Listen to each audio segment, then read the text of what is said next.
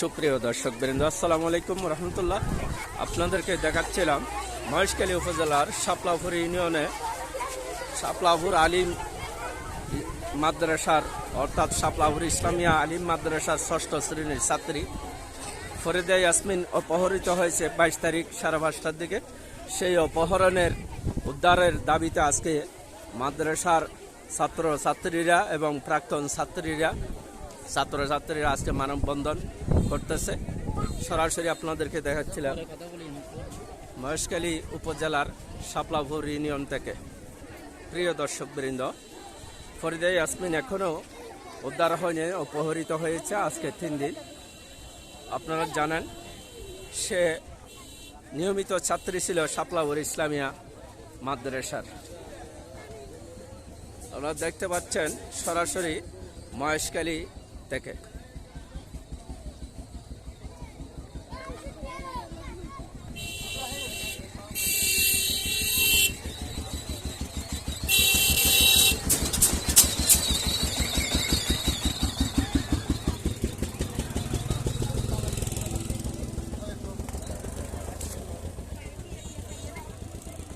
সুপ্রিয় দর্শকবৃন্দ, আপনাদেরকে দেখাচ্ছিলাম মহেশখালী শাপলাপুর ইসলামী আলিম মাদ্রাসার ৬ষ্ঠ শ্রেণীর ছাত্রী ফরিদা ইয়াসমিন অপহৃত হয়েছে।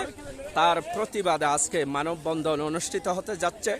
আপনারা দেখতে পাচ্ছেন মাদ্রাসার হাজার হাজার ছাত্রছাত্রী মানববন্ধন করতেছে। এখন ফরিদা ইয়াসমিনের উদ্ধারের দাবিতে মাদ্রাসার প্রাঙ্গণে, মাদ্রাসার পাশাপাশি রাস্তায় বিশাল মানববন্ধন অনুষ্ঠিত হতে যাচ্ছে। প্রিয় দর্শকবৃন্দ, আপনারা দেখতে পাচ্ছেন ফরিদা ইয়াসমিনের উদ্ধারের দাবিতে মাদ্রাসার ছাত্রীরা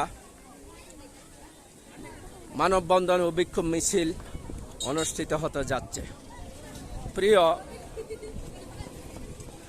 প্রিয় বন্ধুগণ, আপনারা জানেন ২২শে এপ্রিল বিকাল ৫টার দিকে শাপলাপুর ইসলামিয়া আলিম মাদ্রাসার ৬ষ্ঠ শ্রেণীর ছাত্রী ফরিদা ইয়াসমিন অপহৃত হয়েছে।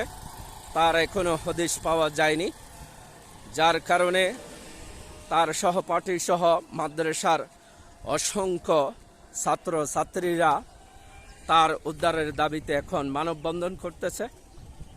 আমরা প্রশাসনের দৃষ্টি আকর্ষণ করতেছি যাতে ফরিদা ইয়াসমিন সুষ্ঠু সুন্দরভাবে মা বাবার কাছে ফেরত আসতে পারে।